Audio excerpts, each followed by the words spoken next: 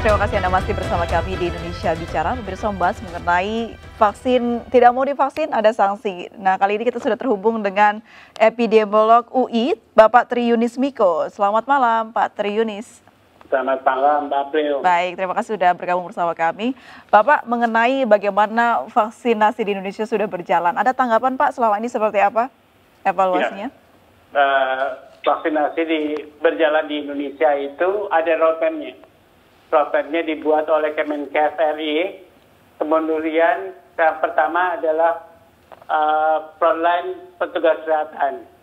Yang kedua adalah aparat pemerintah pemberi pelayanan publik begitu. Jadi bukan pemberi pelayanan publik semuanya, karena vaksinnya masih terbatas sekarang. Sekarang baru 26 juta dosis atau untuk 13 juta orang. Jadi kalau diberikan ke pelayan publik secara umum itu kurang. Kalau aparat pemerintah pemberi pelayanan publik itu cukup. Jadi cuman pelayanan publik aparat pemerintah itu cuman 4 juta. Kalau pelayanan publik itu menurut saya nggak cukup begitu. Jadi kemungkinan akan kurang vaksinnya. Belum lagi pemerintah sudah menargetkan target yang selanjutnya yaitu target ketiga begitu. Di bulan Juni nanti ya? Iya betul. Jadi vaksinnya sekarang belum ada begitu. Baik, seberapa yakin Anda melihat program vaksin ini dapat menekan angka penyebaran COVID-19 di Indonesia? Dengan vaksin efikasi 65,3%, vaksin ini pasti bisa menurunkan kasus. Saya sudah melakukan modeling untuk 10 juta orang, belum menurunkan berarti. Jadi kecil sekali dampaknya. Kalau sudah 100 juta dosis, atau 50 juta orang akan menurunkan. Apalagi kalau 200 juta dosis atau 100 juta orang sudah menurunkan kasusnya sepertiga dari kasus yang seharusnya terjadi. Jadi menurut saya kalau itu digabung dengan protokol kesehatan, dampaknya akan lebih besar lagi begitu. Baik, kalau melihat bagaimana program vaksin ini dijalankan dan pemerintah menegaskan bahkan ada sanksi administrasi, ya, menurut Anda akan terlaksana dengan baik kah? Ya, jadi vaksinasi itu adalah hak, bukan kewajiban. Jadi kalau kewajiban itu boleh dikenakan sanksi. Kalau haknya tidak diambil, mungkin susah juga dikenakan sanksi. Meskipun ada Perpres yang sudah dikeluarkan, Pak Tri Yunis, ada di Perpres nomor 14 tahun 2021? Ya, kalau sanksinya denda itu masih boleh lah. Itu mah bukan sanksi begitu. Artinya itu diberikan denda yang besarnya tidak boleh melebihi dari sanksi hukum begitu. Jadi itu bukan sanksi hukum. Baik. Sanksi peraturan pemerintah begitu. Baik, Pak Tri Yunis, kalau kita bicara tentang tadi yang Anda bicarakan di tengah vaksin ini akan berhasil mengurangi penyebaran COVID-19 di Indonesia jika jumlahnya sudah memenuhi target dan juga masyarakat menerapkan protokol kesehatan. Tapi kalau masyarakat sendiri abai karena merasa vaksin ini sudah ada, akan seperti apa dampaknya, Pak? Ya, jadi karena vaksin efikasinya itu cuma 65,3, maka masyarakat harus tahu begitu bahwa dirinya 35% masih mungkin terserang COVID.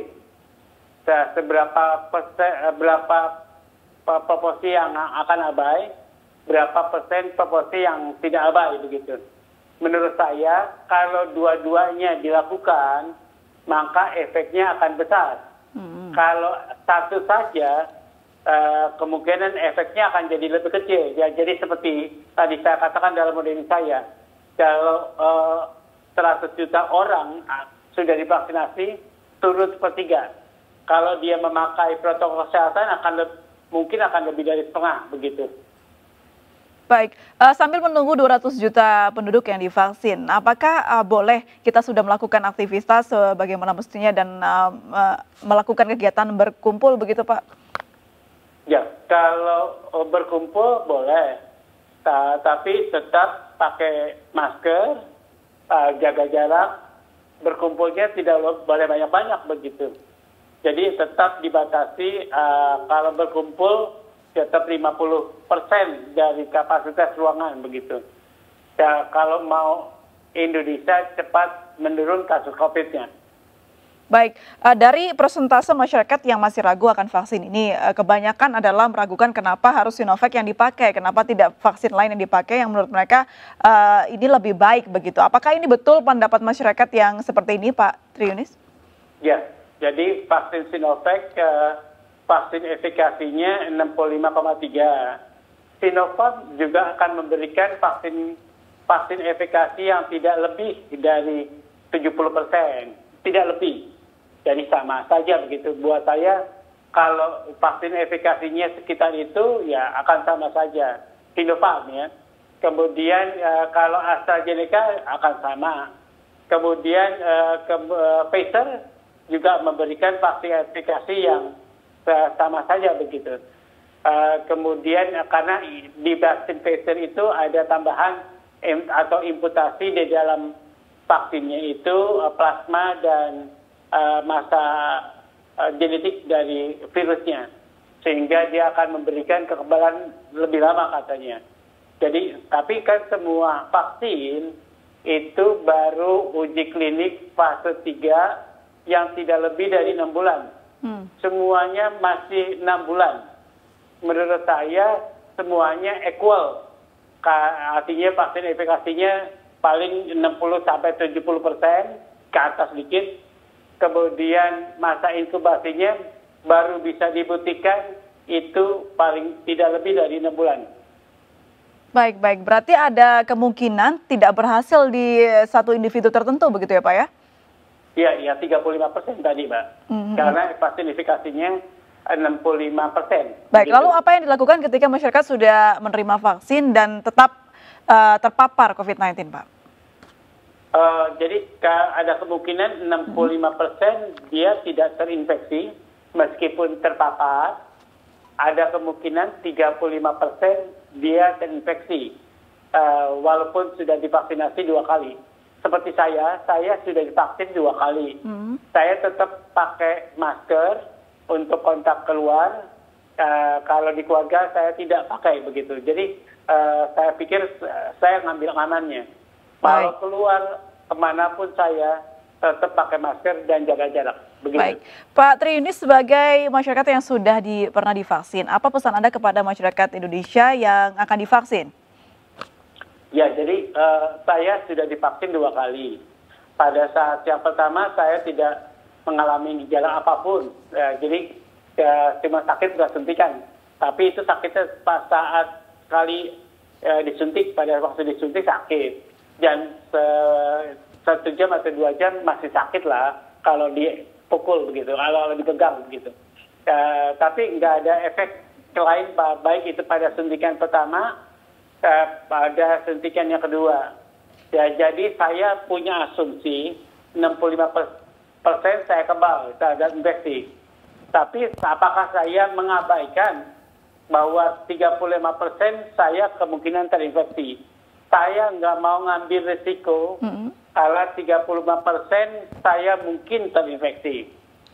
Jadi saya ambil amannya, saya tetap pakai masker, saya tetap jaga jarak, dan saya tetap menghindari kemungkinan saya terinfeksi. Begitu, Mbak. Baik, terima kasih Pak Triunis Miko, epidemiolog UI, sudah bergabung dan berbincang bersama kami di Indonesia Bicara. Salam sehat selalu Pak Triunis. Salam sehat, Mbak. Pemirsa, demikianlah Indonesia Bicara hari ini. Tetap patuhi 3M, menjaga jarak, memakai masker, dan mencuci tangan. Mewakili tim redaksi yang bertugas, saya Aprilia Putri undur diri, MNC News, Channel Berita Pilihan Indonesia. Terima kasih dan sampai jumpa.